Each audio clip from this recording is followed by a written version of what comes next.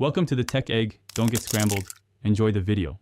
You'll start by enabling the on-screen keyboard so it's available at the lock screen. This is the key step. Open Settings and go straight to Ease of Access or Accessibility, then find the on-screen keyboard or touch keyboard toggle and switch it on. Once done, make sure to enable the option that allows the keyboard at Sign In or on the lock screen. This lets you type before unlocking. If there's a Apply or Save control, tap it now so the change persists. Once the keyboard is enabled, configure lock screen access so you can use it before logging in.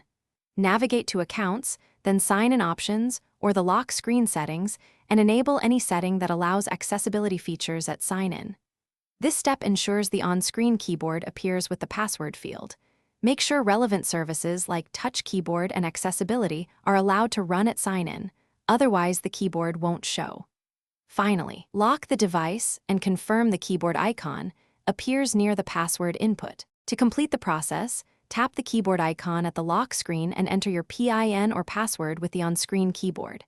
If the icon doesn't appear, restart the device and verify the keyboard toggle is still on, because a reboot sometimes resets temporary settings. If that fails, check for account policies or administrator restrictions that block accessibility at sign-in. You may need to contact admin. One quick troubleshooting tip: sign out and back in, or create a local account to test whether policies are causing the issue.